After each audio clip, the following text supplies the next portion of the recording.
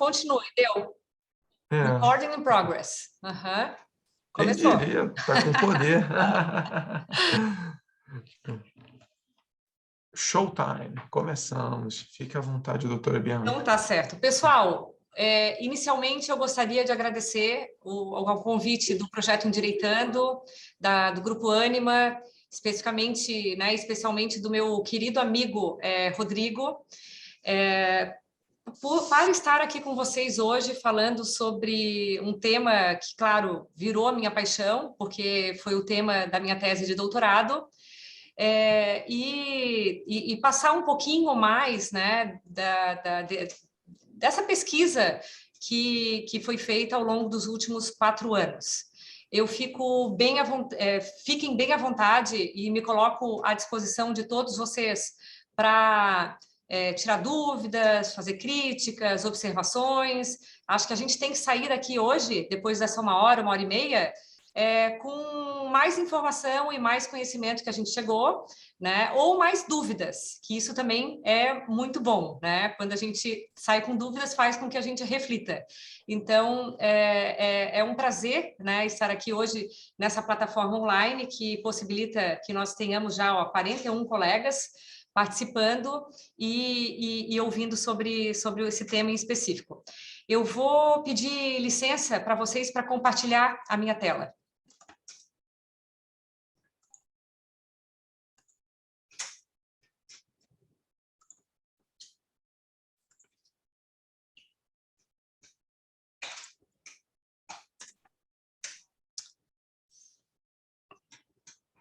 Perfeito. Já apareceu aí? Tá, joia. Bem, então, o que eu queria expor para vocês?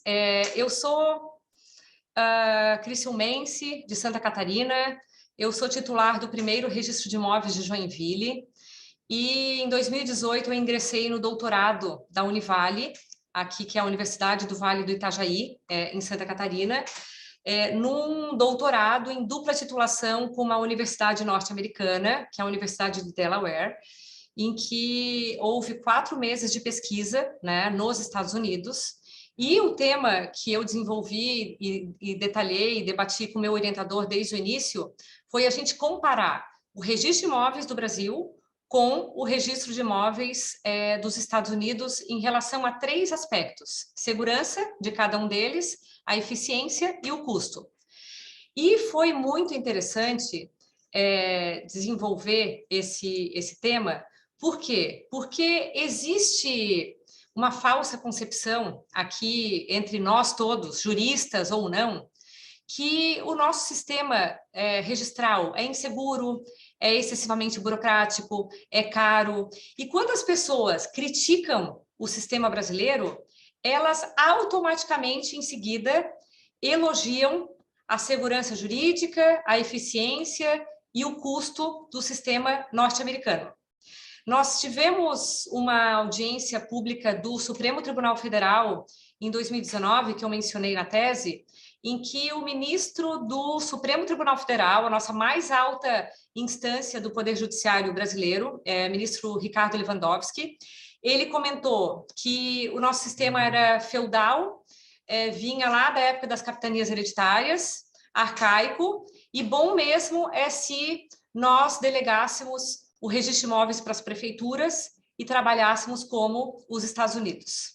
E aí eu fiquei imaginando, gente, mas afinal de contas, existem tantas críticas ao nosso sistema, será que realmente o sistema norte-americano está tão mais evoluído? Vou estudar um pouco mais para talvez trazer essas sugestões e essas percepções para o nosso ordenamento, né, e fortalecer ainda mais o nosso.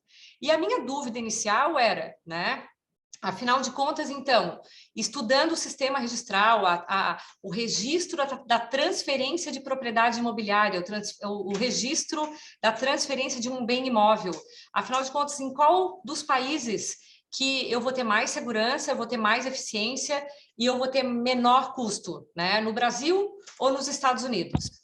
E aí eu fiz um levantamento de dados ao longo desses 4 anos, né? Dentro dos 4 anos, 4 meses nos Estados Unidos, inclusive foi muito bem recebida, muito bem recepcionada pelo registrador de imóveis lá de Newcastle, o Dr. Michael Kozikowski, que abriu as portas do registro de imóveis de Newcastle para que eu conseguisse, né, entender melhor como que funcionava, afinal, o sistema deles. E o levantamento de dados levou em consideração, então, a legislação tanto nacional como a legislação norte-americana em relação à segurança, a análise de custo de 3 localidades, né, Santa Catarina, São Paulo, Rio de Janeiro, no Brasil, e nos Estados Unidos, Los Angeles, Nova York e Delaware, que foi o estado onde eu estudei. E em relação à eficiência, análises de prazos registrais de Joinville e do condado de Newcastle, onde se localizava a universidade, onde eu fiz o meu estágio no registro de imóveis, que ambos têm população em torno de 600 mil habitantes, e aí eu achei que eram equivalentes. E quando eu comecei a levantar vários pontos e requisitos destinados e relacionados à segurança jurídica, eu vi que tudo iniciava de uma forma muito diversa com o sistema jurídico de cada um dos países. Enquanto nos Estados Unidos o sistema jurídico é da common law, no Brasil é da civil law. Então, significa que para o sistema norte-americano, os precedentes jurisprudenciais, então as decisões dos magistrados, as decisões dos juízes, elas têm uma força no momento decisório muito grande, enquanto que no Brasil, o que mais tem força, hoje conjuntamente as decisões também, mas são as regras, as normas, os princípios. Então a gente já começa, né, comparando sistemas jurídicos diferentes um do outro. E a gente nota que o fato dessa diferença no sistema jurídico faz com que eles tenham diferença em todos os demais requisitos de segurança jurídica. Então, por exemplo, competência legislativa. Enquanto no Brasil nós temos uma lei federal, que é a Lei 6.015, que é a Lei dos Registros Públicos, que regulamenta e normatiza toda a parte de registros públicos, especificamente de registro de imóveis. Então, as 27 unidades federativas no Brasil obedecem à mesma lei federal. Nos Estados Unidos, cada um dos 50 estados tem a sua lei estadual tratando sobre o procedimento de registro de transferência de propriedade. Não existe uma norma federal que os 50 estados precisem respeitar. Algo que eu fiquei assim, também muito impressionada, foi o requisito de ingresso na atividade. Para quem conhece a nossa atividade, nós, notários e registradores, né, nós tabeliães e registradores, nós somos profissionais do direito. E nos Estados Unidos, para ser tabelião ou para ser registrador de imóveis, não há necessidade de ser formado em direito, não há necessidade de ter feito law school, né?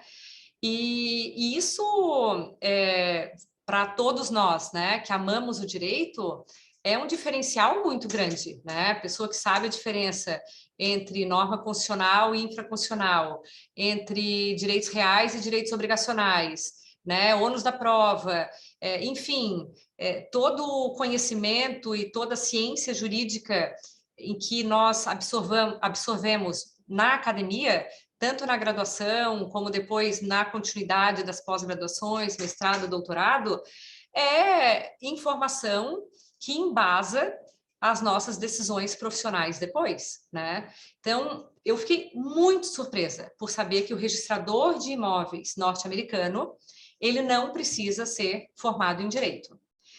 E aí que eu fui entender por que não precisava dessa formação jurídica. Porque a qualificação registral, enquanto no Brasil é material, nos Estados Unidos é formal. E eu vou explicar para vocês o que é qualificação registral. Quando ingressa uma escritura pública de compra e venda de um terreno, aqui no primeiro registro de imóveis de Joinville, nós analisamos juridicamente esse documento para a gente verificar Ah, o Rodrigo está vendendo para a Bianca. Mas o Rodrigo realmente é o dono? O Rodrigo é casado ou não? A esposa precisa assinar ou não? E esse imóvel? Esse imóvel é mesmo o que ele está vendendo? Tem 700 metros quadrados, né? E não 600, como está na matrícula? Tem penhora? Tem hipoteca? Tem alienação fiduciária? Tem usufruto? Tem disponibilidade por ter alguma dívida de imposto? Né? É uma análise que a gente faz da legitimidade das partes envolvidas nesse negócio jurídico e de disponibilidade do objeto, né, do imóvel que está sendo transferido. Então, a gente já serve como um filtro muito grande nessa análise jurídica que se chama qualificação registral. E nos Estados Unidos, eles fazem uma análise formal no aspecto, está assinado o documento? Foi recolhido o imposto de transferência? Então, arquive-se. E aí há esse registro, que é esse arquivamento do documento, sem análise do conteúdo do documento em si. Existe também uma diferenciação muito grande, que é a forma como nós, registradores de imóveis, ingressamos nessa atividade, que é sui generis no Brasil. E assim, ó, convido todos a conhecer um pouquinho mais do direito notarial e registral, porque os concursos públicos estão aí abertos no Brasil inteiro. Temos 2 concursos públicos abertos em Santa Catarina, com mais de 100 vagas. Tem concurso público em São Paulo, tem concurso público em Goiás aberto, tem concurso público no Espírito Santo aberto, e assim, esses são os que eu tenho colegas e amigos fazendo, mas assim, apenas um estado, que é o estado de Alagoas, não fez concurso até hoje, né? E tem uma guerra grande lá, política, em relação a isso. Mas as outras 26 das 27 unidades federativas já fizeram e continuam fazendo concurso público a partir do momento que há vacância, que vaga um cartório, ou por aposentadoria. Não, aposentadoria não, porque não existe aposentadoria compulsória, só se for aposentadoria voluntária de um notário registrador, ou renúncia, ou falecimento, ou porque ele foi aprovado em outro estado, né? E aí esses cartórios todos entram para concurso. Então, enquanto aqui no Brasil nós sabemos que nós ingressamos na atividade por concurso de provas e títulos, nos Estados Unidos o registrador de imóveis ou é eleito pela população, tal qual um vereador nosso, de 4 em 4 anos, ou ele é nomeado politicamente pelo governador do estado. Então, depende da legislação de cada um dos 50 estados. E aí vocês imaginem como que seria essa sistemática aqui no Brasil de um registrador de imóveis ser eleito de 4 em 4 anos ou ser nomeado politicamente, né? Tentem imaginar o cenário para ver se ia dar certo ou não. Nós temos também o aspecto da responsabilidade civil, que é muito interessante. Por quê? Porque no Brasil, pela nossa legislação, tanto a nossa Constituição, como depois a legislação infraconstitucional, o Estado tem uma responsabilidade objetiva, independentemente, então, de comprovação de culpa ou dolo, basta a comprovação do nexo causal e do dano. Se alguém tiver algum prejuízo com um ato praticado por um notário, tabelião, por um registrador de imóveis, o Estado responde objetivamente. Não precisa nem comprovar culpa ou dolo. Enquanto que o registrador de imóveis, ele responde de forma com responsabilidade subjetiva, subsidiária. Então, há necessidade de comprovação da culpa, pelo menos, do registrador de imóveis em relação àquele ato praticado que causou prejuízo a alguém. Mas nós somos responsáveis. Eu respondo algumas ações aqui, por atos praticados pelo primeiro registro de imóveis de Joinville. E nos Estados Unidos, existe uma previsão, tanto na Constituição Federal como nas Constituições estaduais, de imunidade do Estado, do Condado e do registro de imóveis, que é a chamada Sovereign Clause. Então, Quando eu perguntei lá para o Mr. Michael Kozikowski quantas ações ele respondia por erros ou supostos erros causados pelo registro de imóveis de Newcastle, ele nem entendeu a minha pergunta, porque ele nunca sofreu ação nenhuma, porque existe essa imunidade prevista na legislação deles, que mesmo que haja erro num ato registral, num arquivamento de documentação, numa publicidade de informação, e alguém seja prejudicado por isso, sofra dano por isso, a pessoa não tem condições de ação, a pessoa não tem possibilidade de ajuizamento de ação contra o Estado, contra o condado ou contra o registrador de imóveis. Então, onde que o usuário está mais seguro? Num sistema em que ele pode buscar responsabilizar alguém pelo prejuízo que ele teve, ou num sistema em que ele não tem a quem recorrer e, assim, vou reclamar para quem, né? E a natureza jurídica, então, né, desse serviço registral norte-americano, pelo fato de ele não analisar o conteúdo jurídico e a disponibilidade, a titularidade do documento, é de registro de documentos. É como se fosse o nosso RTD aqui no Brasil, registro de títulos e documentos. Arquivamento do documento. E o nosso é um registro de direitos. Tanto que o nosso 1245 do Código Civil fala que, ó, propriedade imóvel só se transfere com o registro perante o registro de imóveis. Então, não é lá com a promessa de compra e venda, não é lá com a lavratura da escritura pública, não é lá com um contrato assinado no banco de SFH. Esse é apenas o título.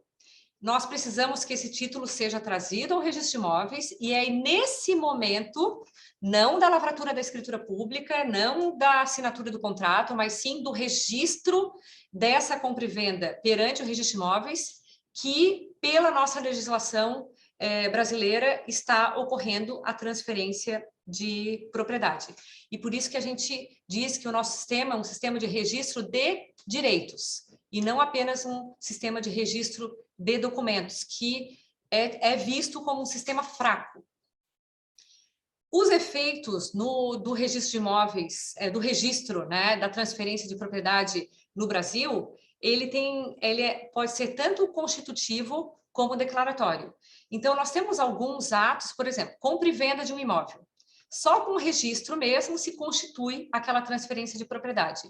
Já numa partilha, quando alguém falece, em função do princípio de Sazini, a propriedade se transfere no momento do óbito. E o que o registro vai fazer, quando registrar aquela partilha, é declarar aquele direito. Então, nesse caso, não tem efeito constitutivo, mas apenas efeito declaratório. A mesma coisa acontece com o uso capião, né? O uso capião, a transferência de propriedade não ocorre com registro do uso capião judicial ou extrajudicial. Ela ocorre com o decurso daquele lapso temporal, com aquela posse, com aqueles requisitos específicos. Mansa, pacífica, ininterrupta. E quando se registra o uso capião, está se declarando aquela aquisição de propriedade. Então, nós temos atos que o efeito é constitutivo e atos cujo efeito do registro é declaratório. E nos Estados Unidos, o registro ele não tem esse efeito constitutivo ou declaratório, porque não é nem obrigatório o registro. O registro ser feito, ele garante a boa-fé daquele adquirente que ingressou ou não na posse, né?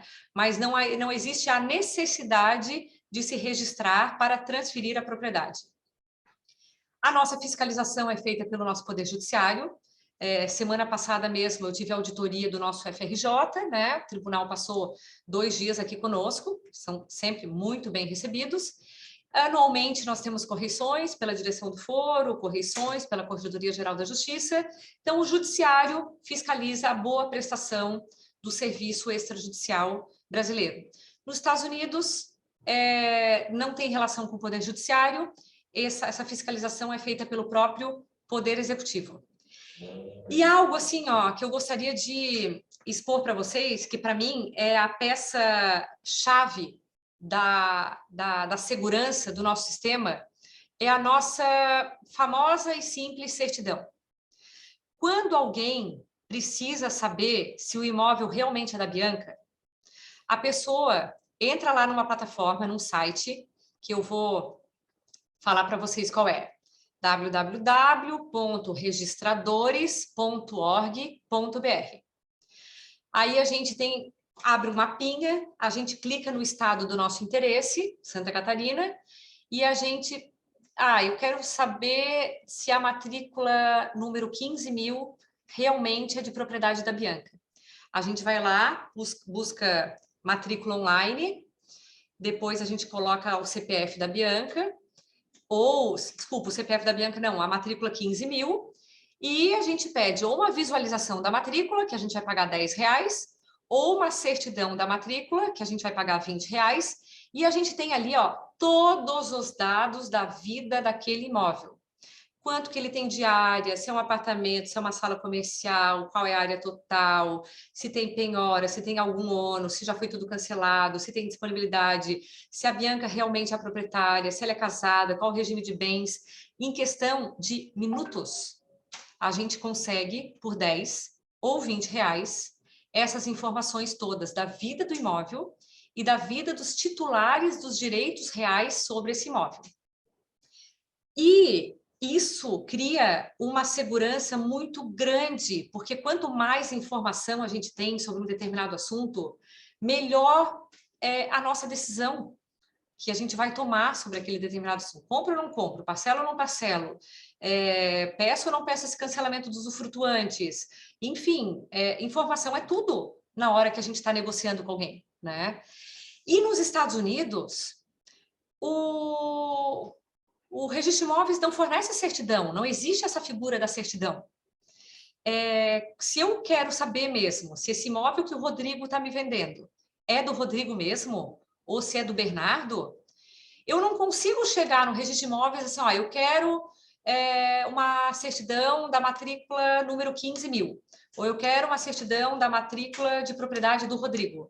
Eu tenho que chegar lá com o nome do Rodrigo, e aí, pelo índice, com o nome dele, encontrar todos os documentos arquivados que tem o nome dele. Às vezes ele pode ser vendedor, às vezes pode ser comprador, às vezes ele pode ser credor, às vezes ele pode ser devedor, às vezes ele pode ser anuente. E eu tenho que analisar todos os documentos relacionados ao nome do Rodrigo. Se o Rodrigo praticou um negócio jurídico até hoje, é tranquilo eu buscar a informação desse único documento arquivado com o nome do Rodrigo.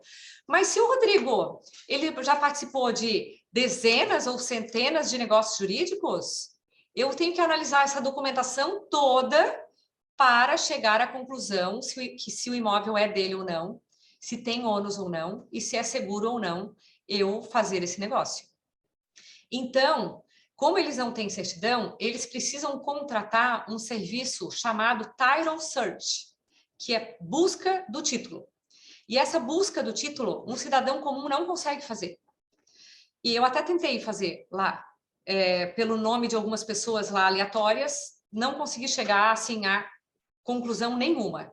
Eles precisam contratar empresas, né, geralmente relacionadas e vinculadas às seguradoras, em que prestam esse serviço de Title Search e que cobram bem pelo serviço de Title Search, porque é praticamente um serviço de detetive, né?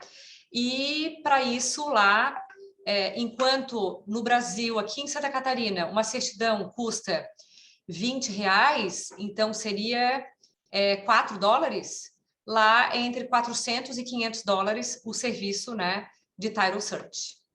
Então, no aspecto de segurança jurídica, eu não tive dúvida que o nosso sistema ele oferece muito mais segurança ao adquirente, muito mais segurança ao interessado por um imóvel, por nós termos uma publicidade ampla e restrita das informações arquivadas relacionadas ao imóvel. Aí eu parti para um outro ponto, que era o aspecto da eficiência. Tá, afinal de contas, então, qual sistema é mais eficiente? E com isso, para isso, eu comparei dados de onde eu estudava lá, que era esse condado de Newcastle, em Delaware, e onde eu sou registradora de imóveis, não sou única aqui, são 3 registros de imóveis na cidade, mas eu As colegas do segundo e do terceiro registro de imóveis gentilmente me forneceram informações relacionadas a um ano de atividade, e nós chegamos a uma média aqui de prazos. E aí eu vou relatar para vocês aqui os prazos que nós encontramos, tá? A minha pesquisa abrangeu julho de 2020 a junho de 2021. Então, nós estávamos com uma legislação do CNJ que disciplinava a pandemia, assim, o momento nosso da pandemia. E o prazo durante a pandemia de emissão de certidão era de 2 horas. Essas 2 horas agora mudaram para 4 horas pela legislação que acabou de ser publicada anteontem, que é a Lei 14.382, que foi a medida provisória 1085 convertida em lei. Mas, assim, depois no resultado final, 8 dias e 2 horas, 8 dias e 4 horas, não vai mudar muita coisa em relação à comparação do outro sistema. Mas só para expor para vocês, né, que essas certidões eletrônicas hoje são emitidas em questão de minutos, e o prazo total hoje, máximo, que pode durar para a emissão é de 4 horas. Nos Estados Unidos, para fazer a busca, esse due diligence, né, das informações, para ver se o negócio é seguro ou não, se leva 12, 14 dias, né, para se buscar essas informações todas em nome do titular ali, comprador. E o contrato de compra e venda é um dia, praticamente, nos 2 sistemas. Então, não é aqui o contrato, que eles chamam de deed, ou a nossa escritura pública, que muda o prazo da transferência de um bem imóvel num sistema ou no outro. E também não é aqui o prazo de registro, o registro de documento. Para eles, em Newcastle, eles têm uma média de 8 dias e meio, e nós aqui em Joinville temos uma média de 7 dias. Mas, assim, é muito parecido. A gente consegue verificar que o que mais influencia na eficiência da transferência de um bem imóvel num sistema e no outro é a fase da diligência prévia, da due diligence, né? Em que eu preciso obter certidões e informações relacionadas ao imóvel e aos adquirentes para saber se eu posso ou não comprar aquele imóvel, se eu posso ou não financiar aquele imóvel, né? Aí, nos Estados Unidos, em Newcastle, a gente chegou a uma média de 21 dias e meio, né, nessa via sacra toda aí, enquanto em Joinville a gente chegou a 8 dias e 2 horas, que agora seria 8 dias e 4 horas. E eu achei importante também a gente analisar o que cada um dos sistemas hoje faz de online, de protocolo eletrônico. E nós verificamos que os protocolos online aqui no Brasil estão na média de 15%, né, contra 85% físicos. E as certidões já é o contrário.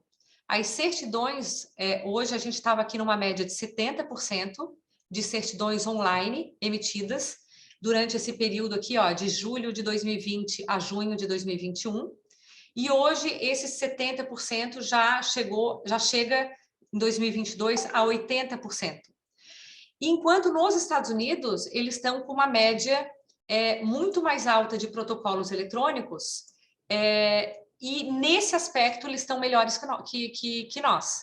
Eles conseguem ter uma tramitação de maior quantidade de transferência de propriedade com um documento eletrônico que nós, em função de eles não terem essa qualificação registral, seu arquivamento do documento, e eles terem mais certificados digitais que a nossa população, né? Poucos profissionais hoje, o judiciário tem certificado digital ICP Brasil, os advogados têm, notários registradores têm, os bancos têm, mas assim, o cidadão comum não tem um certificado digital ICP Brasil porque é caro, né?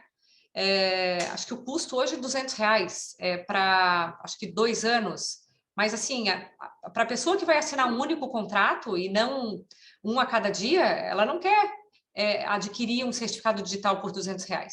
Então, a gente acaba tendo essa menor performance no aspecto do protocolo eletrônico, mas uma melhor performance no aspecto do prazo registral. E em relação ao custo, o que eu gostaria de colocar para vocês, tá? Nós temos um relatório que era feito pelo Banco Mundial, que é o Doing Business, Fazendo Negócios, que anualmente era publicado com o ranking de 190 países. E nesse ranking, um dos estudos, um dos parâmetros pesquisados era o registro de propriedade, em relação a custo, em relação à eficiência, prazo, para verificar assim, ó, em que país desses 190 é melhor de se fazer negócio, para onde você vai trazer a sua empresa, onde você vai empreender. E a nossa classificação era lá embaixo, né? 135 dos 190, enquanto os Estados Unidos era 39º de 190. E aí, o que a gente verificou? A gente verificou que vários desses custos e vários desses procedimentos não estavam sendo levados em consideração pelo Banco Mundial e pelo relatório do InBusiness. Como aqui, ó, vou mostrar para vocês. Um imóvel de $1 milhão, desculpa, $1 milhão, tá?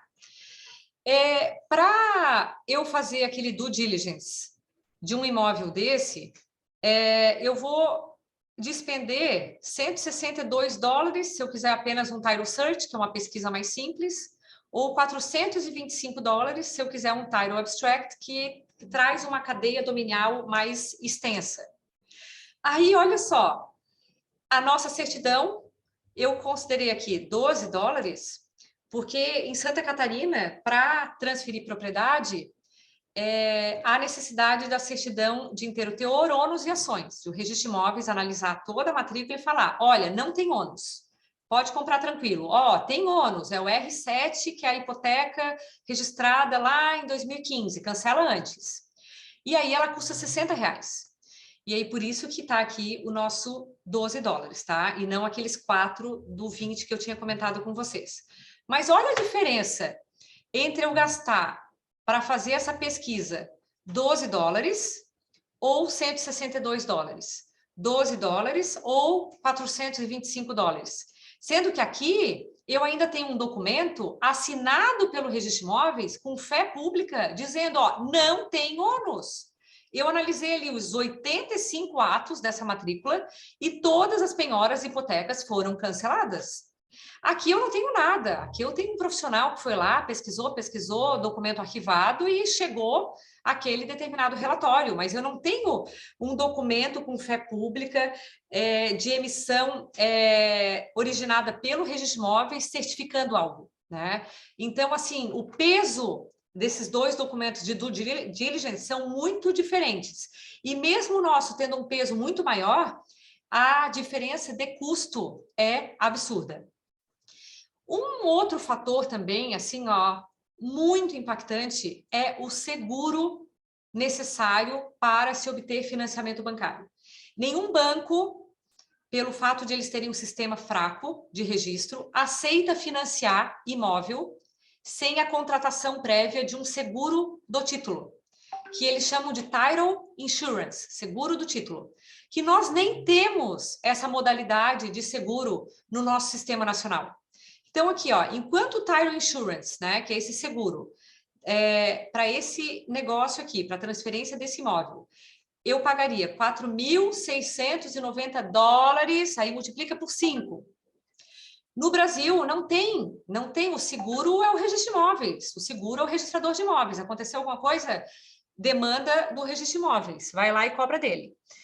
E então, também a gente fica com uma diferença gritante, absurda, no custo da transação, no custo da operação imobiliária, levando em consideração que num sistema há essa necessidade de contratação de seguro e no outro sistema a gente nem sabe o que é isso. Outra questão também importante, o deed. 24 dos 50 estados norte-americanos têm na legislação que é obrigatório contratar advogado para transferência de imóvel. E por quê? Porque aqui no Brasil, nós temos a figura da escritura pública. Então, nós vamos lá no tabelionato de notas. Nós contratamos esse serviço do tabelião de notas, que ele é um profissional imparcial e com conhecimento jurídico para formalizar a vontade das partes. Ele não vai estar nem defendendo o vendedor e nem defendendo o comprador. Ele precisa ser, para ser um bom tabelião, né? E eu tenho colegas maravilhosos tabeliães, são excelentes profissionais, ele precisa ter o requisito da imparcialidade. E aí se lavra esse contrato com força, é um instrumento público, né?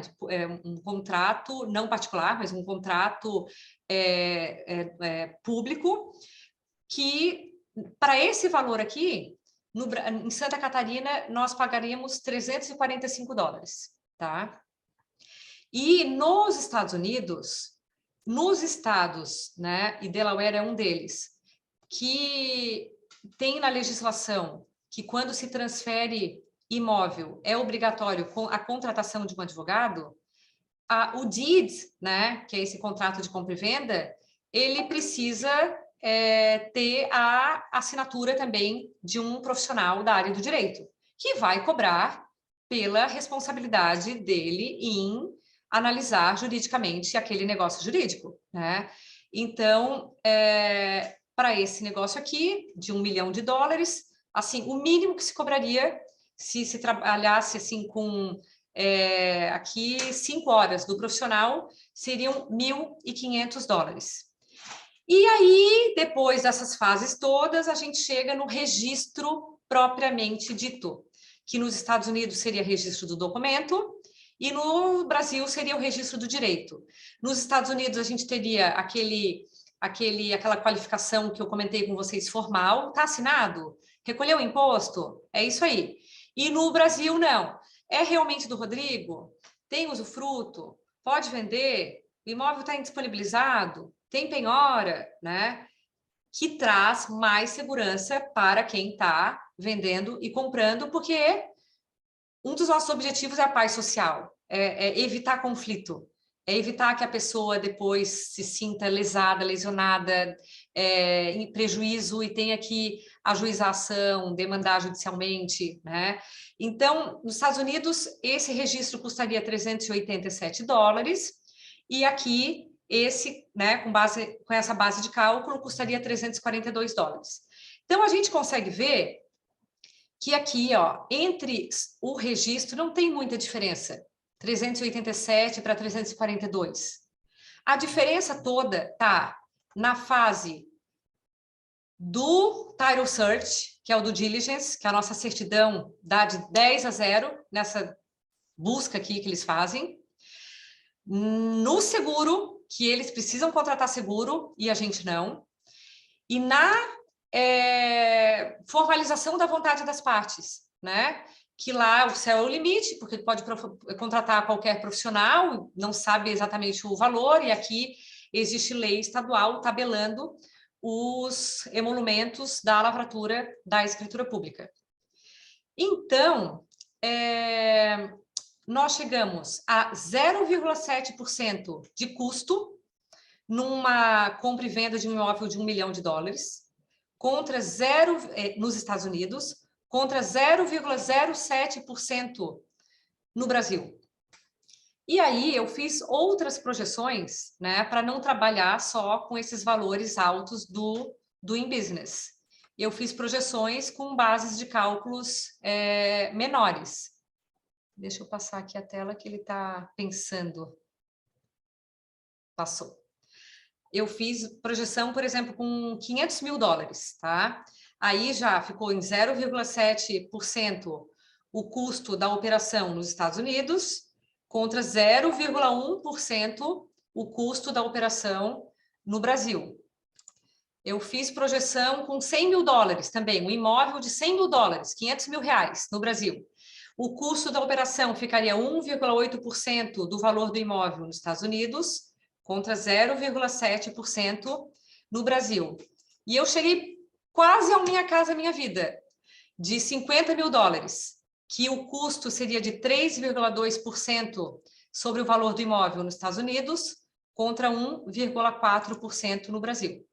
Então, fiz esse gráfico aqui para mostrar para vocês, né, que de 1 milhão a 50 mil dólares, o nosso valor em verdinho aqui, ele sempre vai ser um percentual mais baixo em relação ao valor do imóvel que o custo da transação imobiliária norte-americana.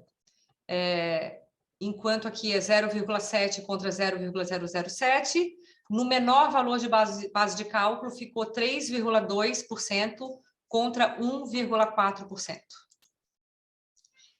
E aí, gente, eu fiquei assim, gente, mas assim, ó, Bianca, como é que pode tu teres chegado a essa conclusão se lá no relatório do Doing Business, que é um relatório feito há 22 anos pelo Banco Mundial, com um orçamento de 70 milhões de dólares por ano, para fazer pesquisa em 190 países e ranquear esses países. O ranking dos Estados Unidos em transferência de propriedade é 39, enquanto o brasileiro é 133. De 1 a 190. Os Estados Unidos ficou em 39, 39º, e o Brasil ficou em 100º, 33º lugar. E eu fiquei assim, como é que eu vou explicar para a banca, né, de defesa da tese, que os dados que eu levantei chegam a um resultado muito diferente dos dados do relatório do Doing Business do Banco Mundial. E aí eu precisei analisar os dados, o levantamento de dados do relatório, e não apenas o ranking, e não apenas os resultados, porque pelos resultados eu não ia conseguir chegar a conclusão nenhuma. E analisando os dados do relatório do Doing Business, eu verifiquei que eles não levavam em consideração a fase do diligence, eles não levavam em consideração a fase do title insurance, e eles não levavam em consideração a necessidade em alguns estados de contratação de advogado. E aí, claro, que a gente não consegue comparar maçã com banana, né? São frutas, mas assim, a textura é diferente, o gosto é diferente, a cor é diferente. Eu tenho que, para ter uma metodologia de trabalho segura e razoável, eu preciso trabalhar com uma metodologia com dados semelhantes. Então, se eu vou analisar a fase de certidão no Brasil, eu tenho que levar em consideração que não tem certidão nos Estados Unidos, mas eles precisam fazer essa busca. E essa busca leva tempo, muito mais que as nossas 4 horas, e custa caro. Eu tenho que levar em consideração que eu não consigo transferir um imóvel de 1 milhão de dólares que vai ser financiado sem um seguro, né? E esse seguro não é de graça, esse seguro é caro, né? 4.690 dólares. Eu preciso levar em consideração que lá eles analisavam Nova York e Los Angeles, tá? E no Brasil eles analisavam São Paulo e Rio de Janeiro. Então eles analisam em cada um dos países as 2 cidades com maior população. E aí, na Califórnia, não é obrigatória a contratação de advogado, mas em Nova York é. Então, por que não foi levado em consideração essa fase da contratação do advogado e o custo da contratação do advogado na análise do custo e dos procedimentos em Nova York, né? Então, se chegou à conclusão que os dados eram inconsistentes, né? Em função de ter uma metodologia muito aberta, né? Se utilizar assim de 2 pesos, 2 medidas. E no dia 21 de setembro de 2021, gente, eu faço aniversário dia 22, então eu considerei um presente de aniversário. Houve uma publicação pelo presidente do Banco Mundial noticiando a interrupção do projeto Doing Business, porque houve denúncias de alguns países no sentido de que o ranking estava sendo forjado e manipulado para favorecer a China e os Estados Unidos.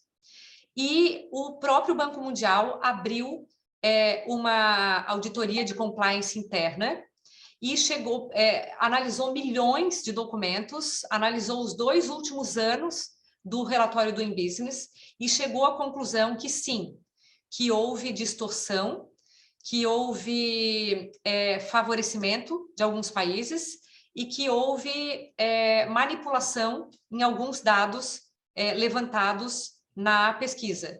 E interrompeu o projeto. Não teve relatório do InBusiness agora em 2022, né?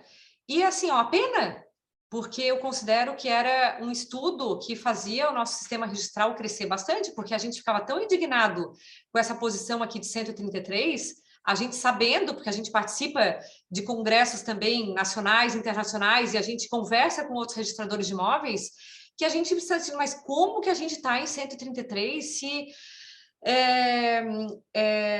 se o nosso sistema é seguro, se o nosso sistema, né, funciona, e a gente criava vários mecanismos para melhor classificação nesse relatório, para atender os requisitos do InBusiness, isso fazia com que o nosso sistema registral crescesse e bastante. Então, uma das solicitações, né, que se fez ao Banco Mundial é que ele revisasse essa metodologia, mas que ele desse continuidade ao estudo, a esse ranking, essa pesquisa e levantamento de dados nos 190 países, porque é algo, sim, que, se bem feito, ajuda, né? E aí, pessoal, a conclusão, né, nessa minha pesquisa do meu doutorado, é que o nosso sistema registral imobiliário é mais seguro, é mais eficiente e é mais barato que o sistema registral, né, que o sistema do registro de imóveis norte-americano. E aí foi quando o meu orientador nos Estados Unidos me perguntou, ele fez uma colocação, poxa, Bianca, mas assim, tu tá fazendo esse levantamento todo e tu tá aí, né, enaltecendo o sistema de vocês e mostrando o quanto o nosso sistema é fraco, mas afinal de contas a gente não tá tão mal assim, né? E ele tem toda a razão, né? Talvez para a sociedade que eles têm e para a cultura que eles têm, que quando alguém foge da linha ética, foge da linha moral, linha padrão moral, a pessoa é responsabilizada, é penalizada, eles consigam, e muito bem, né? Estão muito bem, estão muito melhores que nós, e a economia é muito melhor que a nossa, trabalhar com um sistema fraco, em que há uma pressão também das seguradoras para que o sistema seja fraco, para que não se perca esse negócio que é o Title Insurance, né? O seguro do título. E para nós, e para o nosso contexto, para a nossa sociedade e para os nossos valores, eu aqui me incluindo todos nós aqui, participando dessa troca de ideias, se nós tivéssemos o sistema deles, a gente estaria pior. A gente não conseguiria garantir segurança nas transferências de propriedade como a gente consegue hoje. Então, assim, quem acabou me respondendo essa minha dúvida, porque eu também fiquei intrigada, né? Poxa, mas afinal de contas, por que para eles funciona um sistema tão mais fraco e por que a gente precisa ter esse sistema mais rígido? E tudo depende da sociedade, da cultura e dos valores, né, de cada um de nós. E aí eu apresentei para a banca examinadora dados de várias falsificações de documentos com as quais eu já me deparei aqui em Joinville. Usuários que na máquina de escrever em casa, fizeram lá um R7 com uma compra e venda, transferindo para aquele mesmo usuário e tentavam alterar o cadastro no município. Usuários que protocolavam conosco cartas de arrematação feitas em casa, completamente falsas, de São Paulo. Escrituras públicas do Paraná, também completamente falsas. E assim, todos esses episódios em que o nosso filtro funcionou, que o nosso controle ali de qualidade funcionou e que a gente conseguiu verificar que houve falsificação de documento público. Por mais que a gente tivesse denunciado à Corregedoria, à direção do foro, ao Ministério Público, à autoridade policial, nada aconteceu até hoje com nenhuma pessoa em nenhum desses episódios. Então eu fico imaginando, né? Se a gente com um sistema de registro de direitos, um sistema que o controle é mais rígido, isso acontece, imagina o que não aconteceria se a gente tivesse apenas um registro de arquivamento de documentos, sem fazer qualificação e análise jurídica da documentação. Como que funcionaria para nós um registrador de imóveis nomeado politicamente? Como que funcionaria para nós um registrador de imóveis eleito de 4 em 4 anos? Como que funcionaria para nós um registrador de imóveis sem curso de direito, sem formação jurídica, né? Então, para a sociedade deles, para o sistema deles, funciona. E eu não digo que tão bem assim, porque eles passaram pela bolha ali de 2008, 2007, 2008, que nós não passamos, né? Em função dessa multiplicidade de garantias hipotecárias falsas, né? Voadoras, inexistentes, enquanto que aqui no Brasil seria impossível. A hipoteca, para existir, ela tem que estar registrada. Nenhum banco fornece crédito para um mutuário, para um devedor, sem a hipoteca ou sem a alienação fiduciária estar devidamente registrada. E lá, como não se exigia esse registro, a pessoa ia lá e fazia 3, 4, 5, 6 hipotecas em várias instituições financeiras, sem registro nenhum, e chegou um momento que, né, esses mutuários não conseguiram saldar com as suas obrigações e teve toda aquela crise, né, subprime norte-americana, com quase como aquela crise da Bolsa de 1929, né, o que a gente enfrentou ali em 2007 e 2008. E no nosso sistema registral imobiliário, isso não aconteceu. Então, assim, ó, humildemente, eu me coloco à disposição de vocês nessas nossas próximas aí, nos próximos 35 minutos para tirar dúvidas, seja relacionado ao tema da tese, seja relacionado ao registro de imóveis, seja relacionado ao ingresso na atividade. Eu sou uma entusiasta de concurso público, eu acho que ele revolucionou o extrajudicial brasileiro, porque quem entra com vontade assim de modernizar, de investir em tecnologia, de prestar um excelente serviço, não entra se achando dono do cartório, né? A gente entra com vontade assim de servir e não acha que está fazendo favor. E convido todos a dar uma olhada nos concursos públicos, porque não precisa nem estar graduado em direito para se inscrever no concurso. O requisito da graduação de direito é para a posse.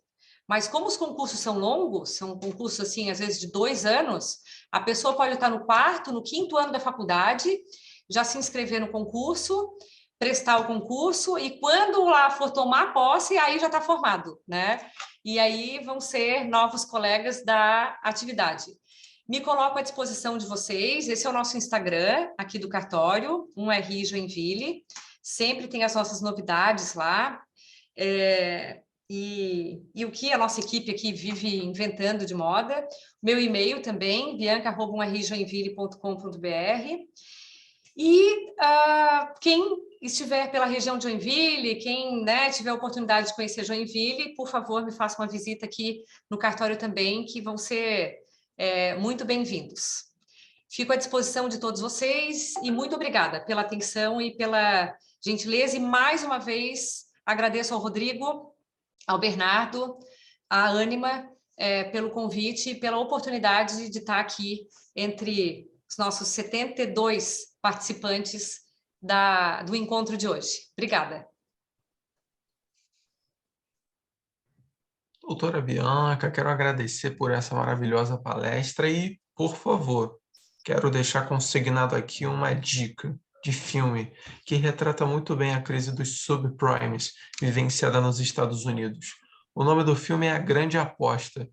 Tem um grande elenco, tem Brad Pitt, tem Ryan Gosling, tem aquele ator, Ryan Gosling, Brad Pitt, grande elenco de apoio, Steve Carell, da série The Office.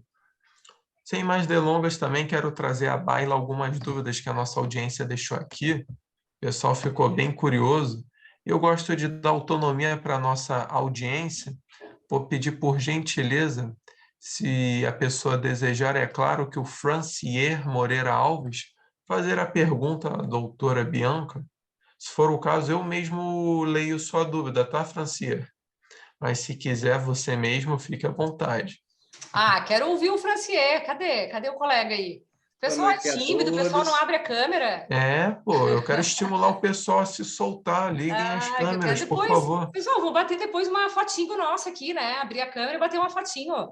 Com certeza. Boa Diga, noite, Francier, pessoal. Boa noite, pessoal. Tudo bem? Boa de onde noite. você fala? Eu falo da Bahia, Curaçá, Bahia. Coisa boa. Fale mais, Primeiramente, Francier. primeiramente, eu queria agradecer e parabenizar a doutora Bianca pela brilhante explanação. Obrigada, querido. É um tema muito importante e que a gente enfrenta muita dificuldade, não só de conhecedores, mas de não conhecedores do direito. Eu já tive em viagens para concurso público e em aeroportos, quando eu comentava com pessoas que estavam fazendo concurso de cartório, a maior parte, a grande quantidade das pessoas respondiam: cartório é burocracia, cartório é um absurdo, não deveria existir. E a grande maioria da população não tem noção do grau de segurança jurídica e do quão barato é o nosso sistema registral. Então, eu tenho três questionamentos para a doutora. Eu queria saber se o seguro nos Estados Unidos ele é anual ou se ele é apenas uma vez, tendo em vista Ah, que aqui a gente paga os emolumentos apenas quando do ingresso do título no registro. E nos Estados Unidos, o seguro é anual ou é apenas uma vez? ai, Franci, é muito bom tu ter levantado isso, porque eu participei de um congresso agora em São Paulo, no final de semana, que também um colega, um querido registrador de imóveis, o professor Ramana Paiva, fez a mesma pergunta. Eu também tinha uma percepção que era como o nosso seguro patrimonial, o seguro de responsabilidade civil, como o nosso seguro, né, de carro, que todos os anos a gente tinha que pagar um determinado percentual sobre o valor do imóvel. Mas não, o Title Insurance é pago uma única vez. Perfeito. Ele não se renova anualmente, mas é um valor alto, né? É um Certo. percentual alto sobre o valor do negócio, mas é uma única vez. Doutora, e as minhas outras duas dúvidas eram com relação ao futuro do nosso sistema notarial e registral do jeito que a gente tem hoje. Um grande exemplo que eu tenho de rebate a essa crítica que dizem: cartório deveria ser no município, cartório deveria ser responsabilidade de prefeituras. O grande exemplo de que isso não deve ocorrer é o estado da Bahia. O estado da Bahia, todos sabemos que o concurso público era para ter sido feito desde 88.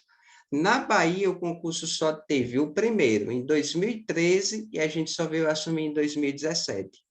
E o legado que a gente pegou da Bahia é um legado de atos bem complexos e bem complicados, tendo em vista que quem era responsável pelas delegações na Bahia era o próprio Estado, o próprio Poder Judiciário. E os servidores que estavam à frente das serventias, muitas vezes eram servidores que tinham apenas nível médio e que não tinham noção nenhuma do que estavam fazendo. Então, a gente encontra vários problemas.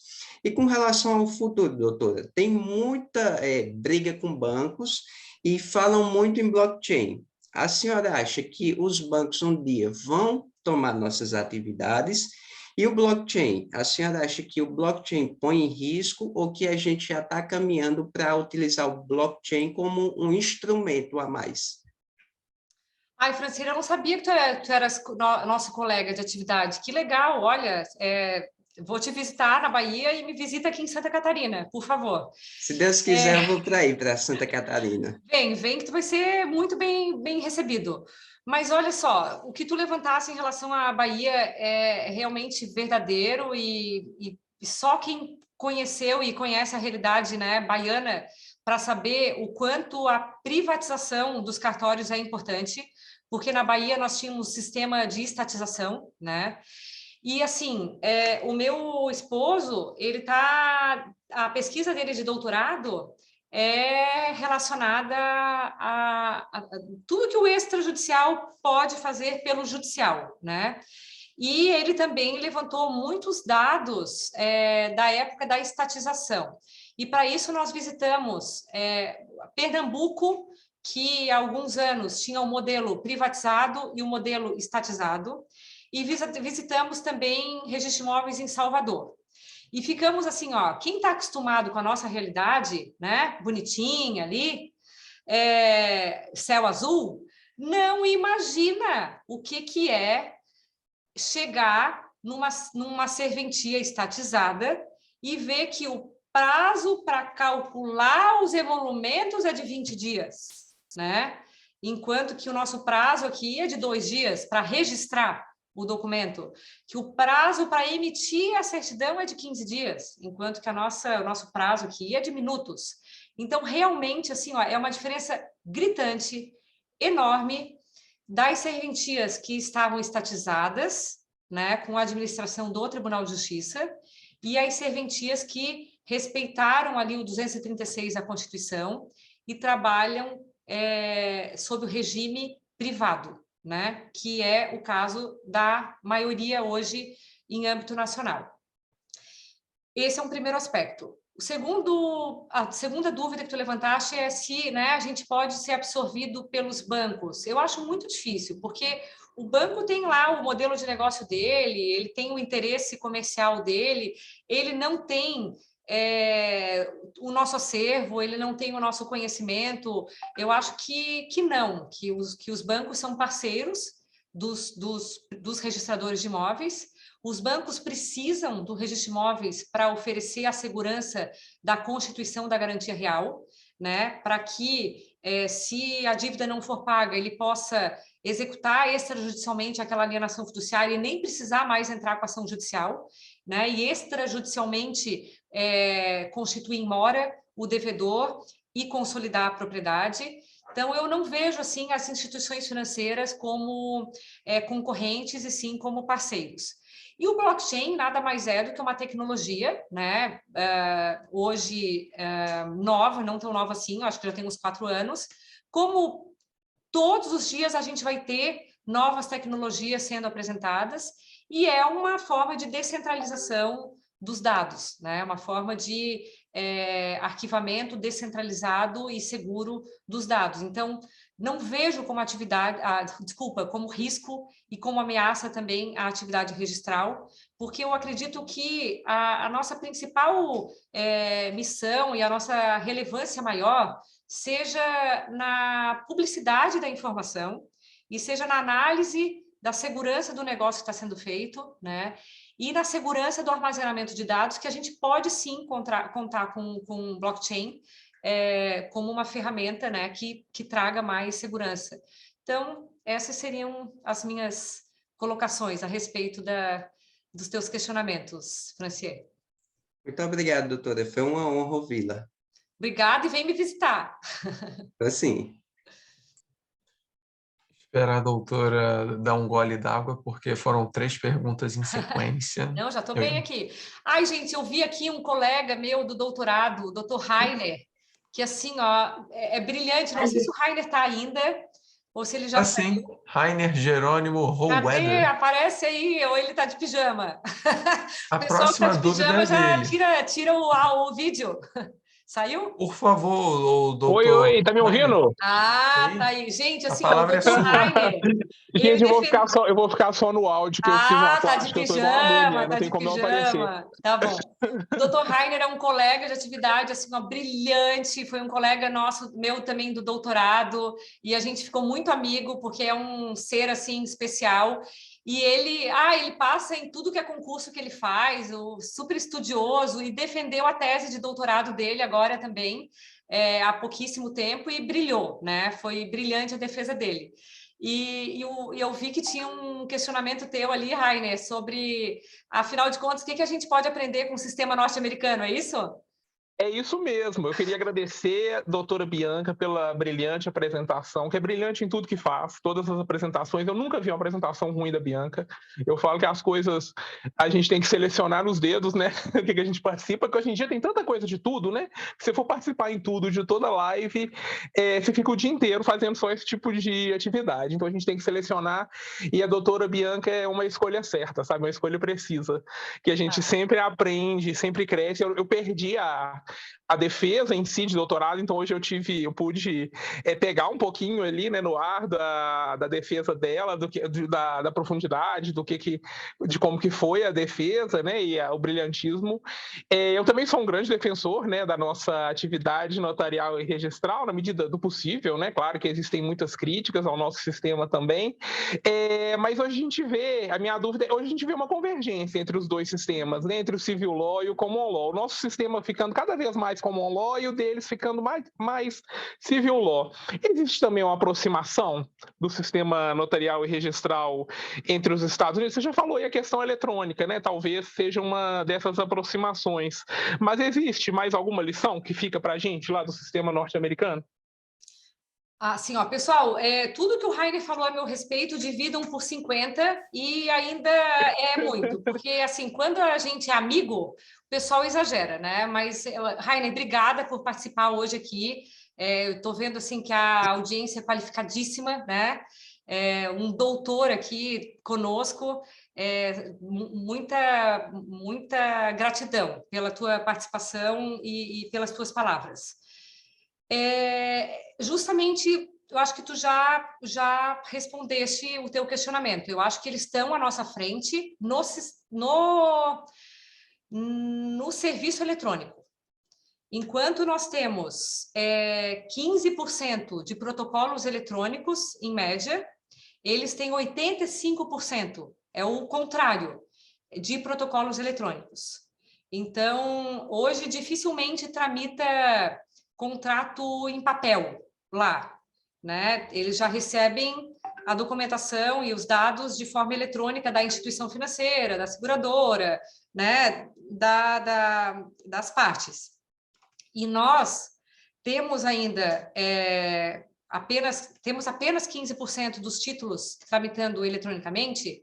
Eu acredito que em função da pouca popularização que o certificado digital tem perante as pessoas, né? Hoje, tabelião tem certificado digital, ICP Brasil, notário registrador, instituição financeira, mas a população em geral não. E como o registro de imóveis só pode aceitar documentação assinada eletronicamente de forma qualificada, porque a gente tem a assinatura eletrônica simples, aquelas assim de DocSign, sabe aqueles DocSign, SetSign, né? Esses que a gente cadastra o nosso e-mail aí, já consegue assinar eletronicamente, é considerada uma assinatura eletrônica simples, pela Lei 14.063. Nós temos a assinatura eletrônica avançada, que é aquela do GovBR, né, do governo federal, que eu sou fã da assinatura GovBR, e nós temos a assinatura eletrônica qualificada, que é a do ICP Brasil, né, Infraestrutura de Chaves Públicas do governo federal. E hoje o registro de imóveis só pode aceitar para transferência de propriedade ICP Brasil. E quem que tem ICP Brasil hoje? Pouquíssimas pessoas, né? As pessoas assinam eletronicamente ou a simples ou a avançada, mas não a qualificada. Então, acho que hoje é o nosso grande gargalo. Mas eu tenho uma notícia, Rainer, que é o seguinte, essa lei agora, conversora da MP 1085, publicada anteontem, a 14.283, né? Ou 232, 38, alguma coisa assim, ela autorizou que o CNJ regulamente a assinatura avançada para ser aceita pelo Registro de Imóveis. Então, nós, pelo NR, que é o Operador Nacional do Registro Eletrônico de Imóveis, já estamos há meses em negociação com o governo federal para que o Registro de Imóveis possa aceitar a assinatura GovBR. E como é que é essa assinatura GovBR? Eles têm 3 níveis. Eles têm o bronze, o prata e o ouro. O bronze é qualquer pessoa que usa Internet Banking.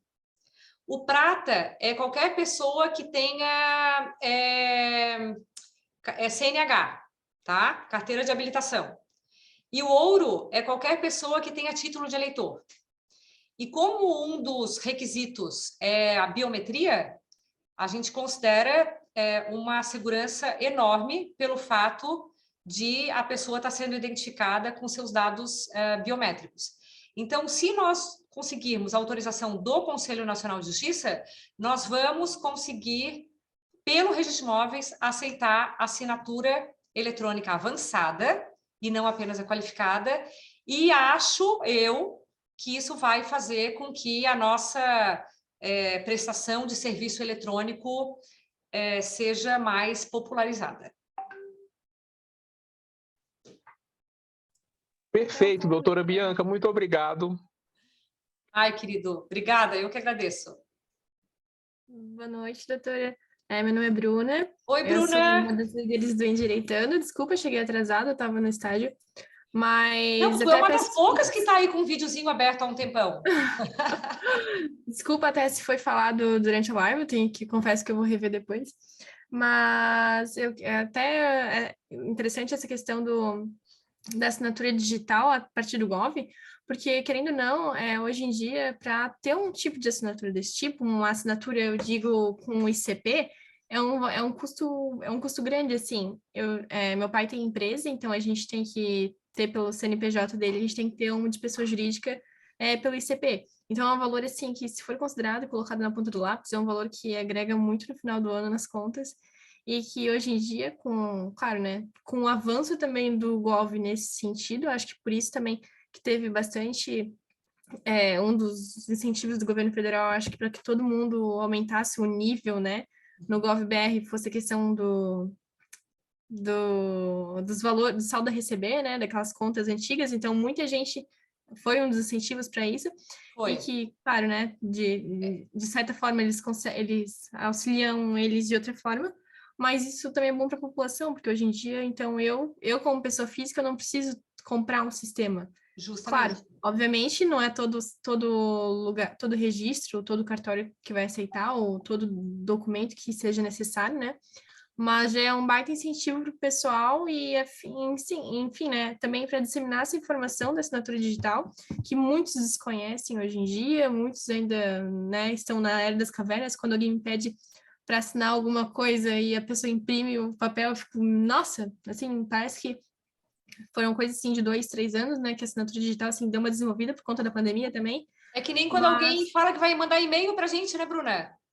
Sim. Não, esses tempos eu até passei uma vergonha, porque a gente é estudante e eu precisava depositar dinheiro no meu vale estudante de transporte. Eu sou de Blumenau, tá? Ah, legal! Eu precisava depositar Vem aqui dinheiro. Me visitar, Bruna. Tá Vou pertinho. tentar. Vem, vou levar vem. um guarda-10, guarda-chuvas, mas eu vou tentar. Mas, enfim, esses dias também eu precisava depositar dinheiro no meu vale estudante e eu precisava de dinheiro. E eu pensei, mas geralmente meu pai e minha mãe me dão, mas eles não estavam em casa naquele dia. E eu pensei, mas como é que eu vou sacar dinheiro? Que já tá tão antepassado, tão assim, antigo, que, enfim, até a gente ri, né? Mas a questão dessa evolução da assinatura digital, espero que renda muitos frutos, espero que essa do GovBR ela seja aceita também a fim de registro de imóveis, porque também facilita para o cidadão, né? Então é isso. Se mais alguém tem alguma pergunta, legal, Bruna. Obrigada pelas tuas colocações. E tu tem toda a razão. Não é todo mundo que consegue ter ICP Brasil, é um custo ainda, e não é que assim que a gente faça e dure 10 anos, a gente faz e dura 18 meses, 24 meses. Então, assim, só vale a pena hoje para quem assina muito eletronicamente, mas não para quem vai eventualmente assinar um contrato. E aí, havendo essa regulamentação e autorização pelo CNJ, a gente vai conseguir aceitar para qualquer título, né? Contrato de locação, compra e venda, averbação de, né, construção, as assinaturas GovBR sem custo, né? Porque é uma plataforma gratuita do governo federal. Exatamente. Obrigada. Eu que agradeço a participação. E eu vou colocar aqui para vocês, ó, no nosso chat, aquela plataforma que eu comentei com todos, registradores.org.br. Gente, assim, ó, não precisa mais sair de casa, não precisa mais sair do escritório. Entrem, por curiosidade, entrem nessa plataforma e façam um cadastro, é gratuito, tá? E aí, com esse cadastro, vocês vão ver assim, ó, que vocês conseguem, pelo CPF da Bianca, descobrir tudo que ela tem, que vocês conseguem visualizar as matrículas, que vocês conseguem pedir certidão, que vocês conseguem fazer protocolo eletrônico, que vocês conseguem monitorar um imóvel de seu interesse para ver se averbou alguma coisa, registrou alguma coisa, comprou, vendeu. Então, assim, ó, é uma plataforma que ela é muito prática, ela é muito user-friendly, né? Fácil, assim, lidar com ela, e faz com que a gente entre nessa terceira era do registro de imóveis, que é o registro eletrônico, sem as pessoas precisarem fisicamente estar aqui. São sempre bem-vindas, né? Mas, assim, não há a necessidade. É nacional a plataforma? É nacional. Porque hoje em dia, né, eu trabalhei no fórum uma época, e no fórum eu nunca, confesso, eu era estagiária, então eu nunca tive acesso às plataformas, mas para a gente achar um bem de um devedor, de um executado, de um réu, era muito difícil. E até hoje em dia eu vejo que para ir atrás de algum bem, algo nesse sentido, a pessoa tem que literalmente, antigamente, né, tinha que pegar e ir em cada registro de imóveis e verificar se naquele registro a pessoa tinha algum bem registrado. Então é interessante. Não, muito legal a plataforma. Eu vou até colocar aqui para vocês verem. Olha só vou compartilhar um pouquinho aqui para vocês verem como é fácil, tá? Eu entrei aqui, ó, www.registradores.org.br, tá? Ah, desculpa, estão visualizando ou não? Sim, sim, sim. O que vocês estão visualizando? O SAEC. Ah, o SAEC, tá. A página principal do site. Tá, perfeito. E aí, é porque eu já sou cadastrada, né? Mas quem não for cadastrado tem que vir aqui em cadastro, ó. Aí coloca nome completo, CPF e o e-mail, né? Acho que é isso que pede. Mas aí, como eu já sou cadastrada, eu já vou lá e eu quero fazer... Ah, eu vou fazer uma pesquisa, um novo pedido. E aí, quem quer me dar o CPF aí para eu fazer uma pesquisa com o CPF da pessoa? E aí, olha só, que legal, gente. Aí traz todos os registros de imóveis do estado de Santa Catarina que tem o meu CPF lá no indicador pessoal deles. Então, a pessoa, por exemplo, para quem eu devo, né? Se eu sou devedora de alguém e a pessoa quer me executar, e antes ela não sabia onde, afinal de contas, a Bianca tem propriedade. Ela vem aqui, bota o meu CPF, daí ela vê que eu tenho ali em Balneário Camboriú, Floripa e por aí, né? E aí, eu tenho aqui só o cartório e eu tenho aqui o número da matrícula. Mas, assim, o que ela tem, afinal de contas, né? Nesse segundo registro de imóveis de Balneário Camboriú? Eu quero ver. Aí eu venho e peço uma matrícula online. E com isso, eu consigo... Vamos ver se eu consigo concluir o pedido aqui.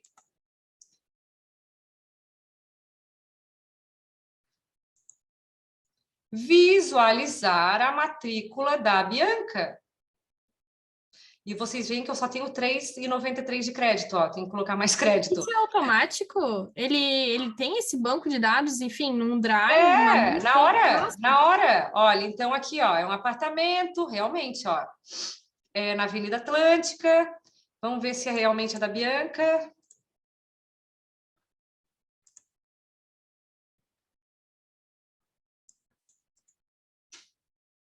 Ó, adquirentes, Naurican, que é o meu esposo, e Bianca, né?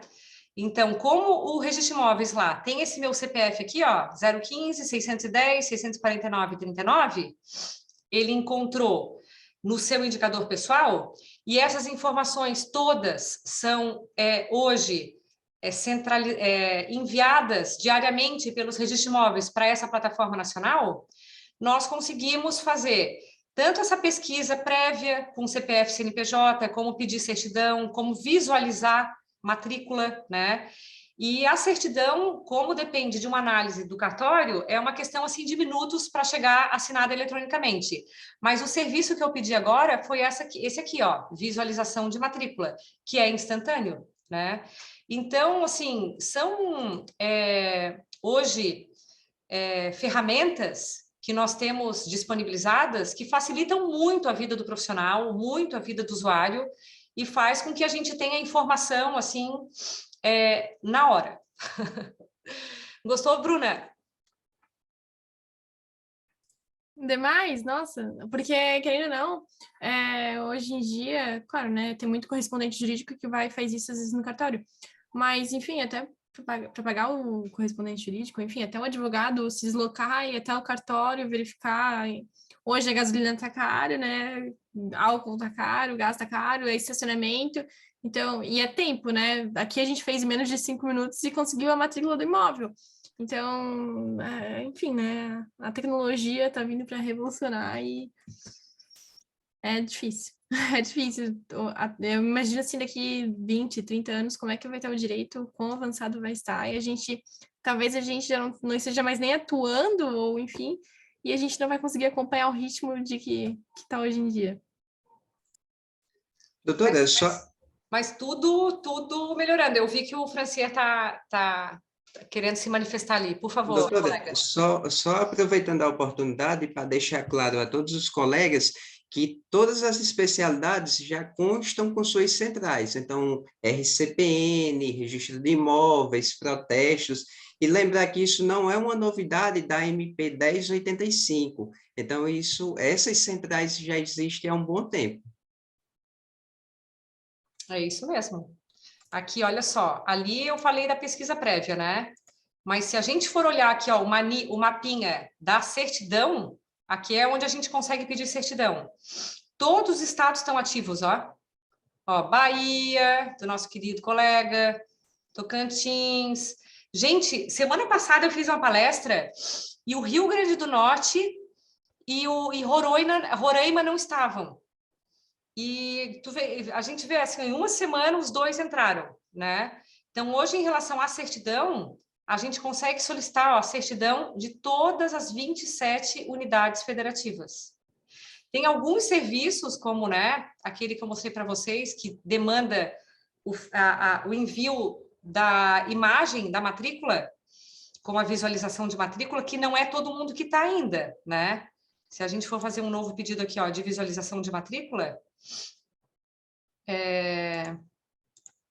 a gente vai ver, ó, que Bahia tá, Minas Gerais, Rio de Janeiro, Espírito Santo, São Paulo, Paraná, Santa Catarina, mas está faltando, ó, Goiás, Acre, Roraima, Amapá, Piauí, Paraíba e Alagoas.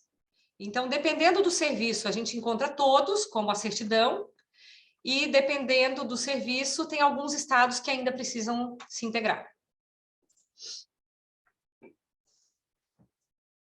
Bernardo, não sei se ficou alguma pergunta pendente, mas a Lenise gostaria de fazer uma perguntinha, não sei se vai ser muito extenso, mas se a prof puder responder. E a Lenise é nossa colega aqui de Joinville, né, Lenise? Isso, doutora. Eu sou joinvilense, né, mas na verdade eu também sou titular na Bahia, assim como o colega Francier. Ai, que titular de joia! registro Que civil. joia! Que prazer em te ter aqui. Eu também estou te esperando, então, para uma visita. Com certeza, vou sim. Vem junto com o Francier. Com certeza, vou sim. Eu tenho só uma pergunta, voltando ao tema do trabalho, que eu achei muito interessante, era uma curiosidade que eu tinha há muito tempo, porque eu ouvia falar desse sistema de seguro, mas não sabia como ele de fato funcionava, então me interessei bastante pelo trabalho. Inclusive, seria muito legal se fosse publicado, fica a sugestão. E a minha pergunta é, a doutora falou sobre fraudes que recebe no cartório, e nos Estados Unidos a senhora conseguiu perceber como que funciona, se lá, se de fato eles são mais honestos que os brasileiros, ou de fato também tem muita fraude lá? Como é que funciona? Tem algum levantamento de porcentagem, inclusive ações judiciais decorrentes dos problemas do sistema deles? Lenise, eu não fiz esse levantamento, mas nós temos um desembargador de Minas Gerais, o desembargador Marcelo Rodrigues. Ah, sim, ele é bem conhecido na área. E o desembargador, e eu cito isso na tese, o desembargador Marcelo Rodrigues, ele fez esse levantamento. Ele fez o levantamento da quantidade de ações judiciais nos Estados Unidos, cujo objeto era alguma declaração de nulidade do contrato por venda non domino, né? Então, a pessoa que não era mais proprietário vendeu. E ele fez também esse levantamento da quantidade de ações judiciais aqui no Brasil.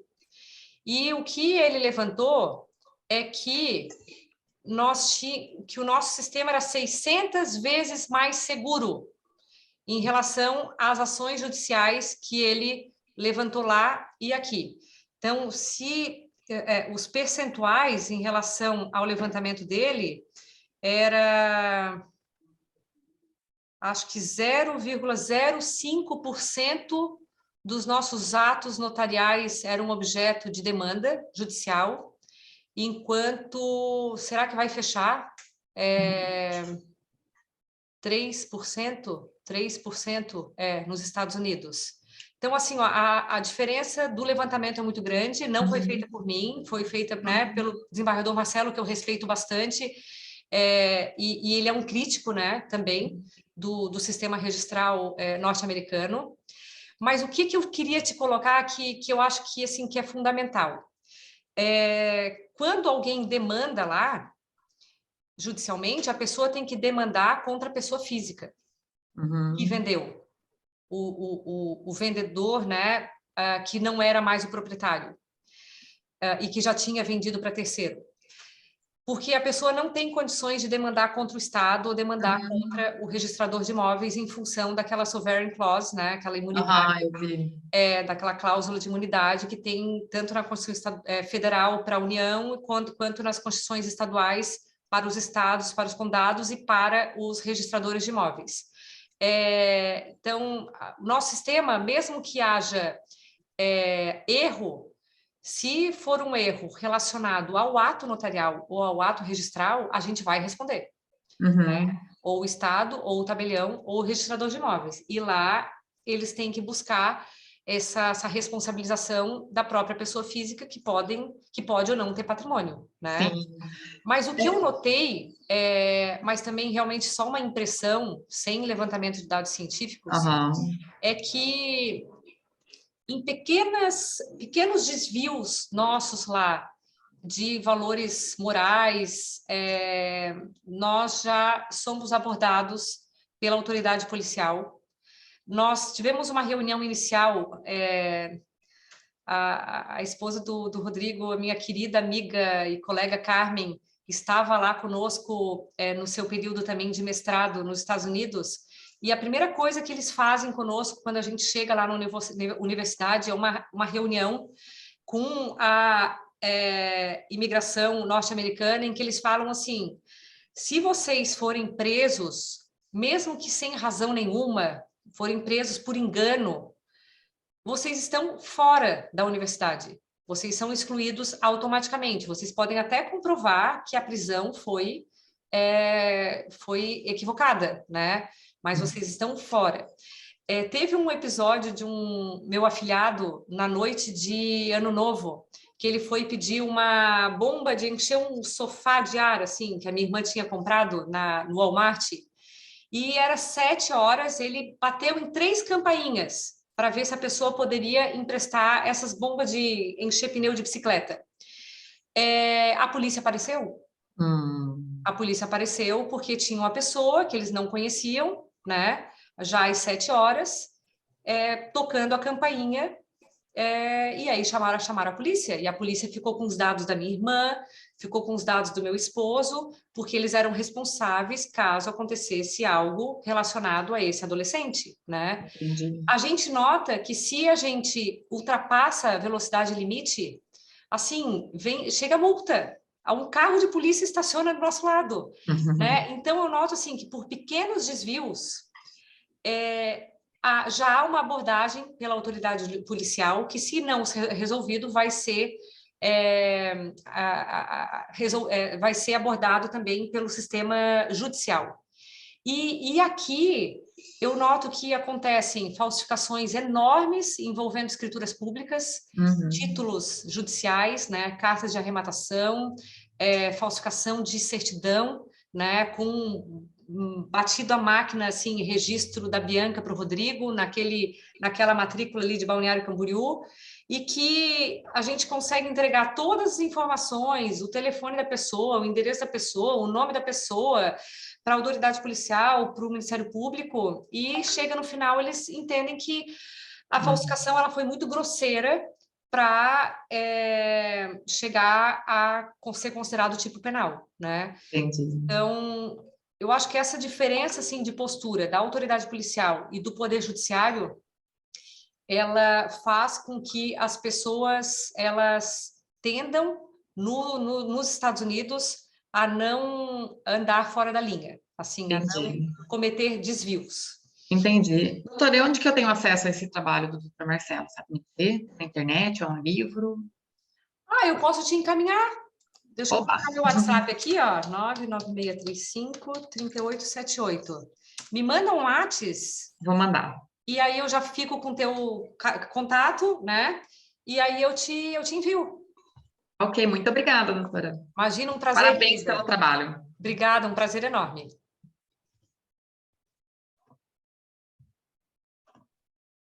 Doutora, posso fazer uma pergunta, então, talvez, para fechar o evento aí? Querido Rodrigo, salvou a minha demonstração ao vivo aqui. Nada como F5. O F5 resolve tudo. É F5, né? É o F5, É esse é F5. Salvador. Eu tenho Devia grande botar o nome admiração por dessa ti, tecla aí Rodrigo. de Salvadora, né? Não, o Rodrigo ele dá um show em tudo. Ele dá um show em idiomas, no inglês, ele dá um show em informática, ele dá um show em direito. É impressionante. Que isso, Multidisciplinar. doutor.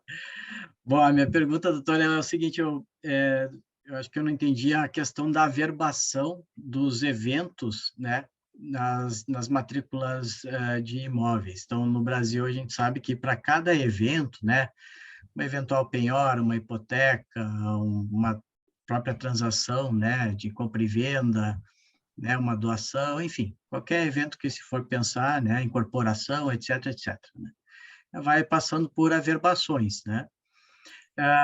Como tem aquela questão da investigação ali lá nos Estados Unidos, eu fiquei com dúvida se a matrícula imobiliária nos Estados Unidos, se ela também passa por essa série de eventos, né? Porque você pega uma matrícula no Brasil, você, né, como já foi dito ali, a gente constata, tem o histórico do imóvel, né? Sim. O que está ativo, o que já foi dado baixa, etc.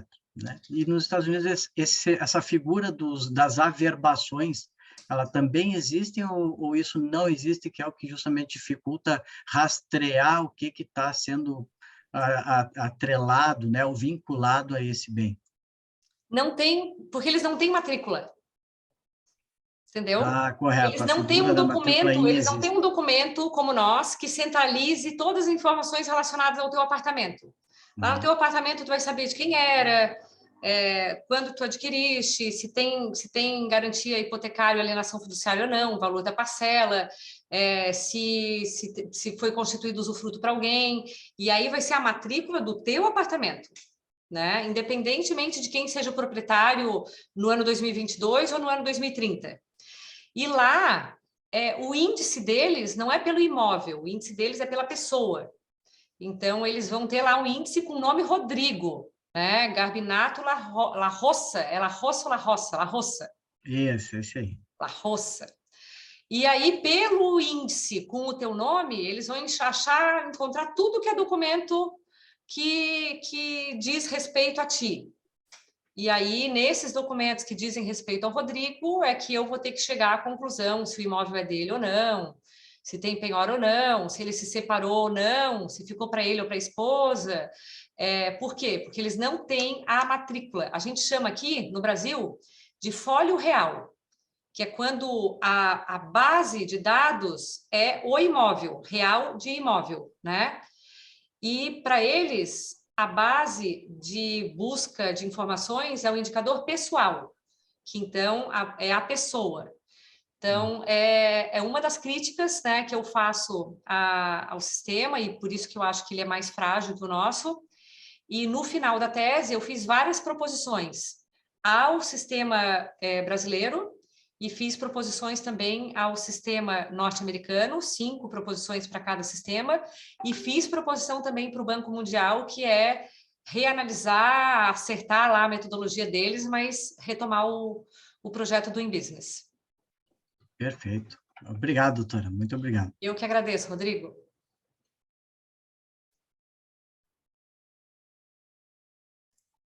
Doutora Bianca, pelo poder investido em você, tem todas, está autorizado a encerrar o evento de hoje. Agradecer a você, ao Rodrigo, a Bruna e a toda a nossa audiência pela paciência. Bernardo, obrigada pela tua gentileza. O Bernardo fala assim, né? A gente já imagina um desembargador. Obrigada mais uma vez pelo convite. Rodrigo, um prazer estar aqui com vocês hoje. O meu WhatsApp está ali. Quem quiser mandar dúvida, pergunta, crítica, contribuições, eu adoro. E quem passar por Joinville ou quiser vir especialmente para nos visitar, vai ser muito bem-vindo. Pessoal, gratidão pela presença e participação de todos vocês hoje. Muito obrigada. Muito obrigada, senhora. Parabéns, em nome doutora. Muito direitão da obrigado. Bruna e o Rodrigo aqui também, agradecemos. Apenas agradecer, enfim, e recados paroquiais de final de evento. Amanhã a gente também tem outro, que é o último evento do mês. Essa semana a gente tenta fazer uma casadinha, então a gente acumulou o evento da Bianca. E amanhã temos outro sobre proteção de dados. Então as inscrições são no Simpla, posso mandar o link daqui a pouquinho aqui. E obrigado. A lista de presentes, para quem quiser receber certificação, eu mandei um link no chat, é só responderem que vocês recebem o certificado no e-mail em até 10 dias, considerando o prazo que a gente... eu quero o certificado. Tá bom, a gente vai emitir pra ti, tá, doutora? Tchau, pessoal. Muito obrigada. Boa noite a todos. Pessoal. Boa aula, para quem tiver aula ainda. Boa noite a todos. Depois envia para o e-mail que eu te enviei para o Zap, por favor, as gravações. Obrigado. Vai chegar no meu e-mail? Não. Eu explico tudo no Zap, tá joia, tranquilo, por favor. Já falamos. Um abraço. Obrigada, pessoal. Outro, obrigado.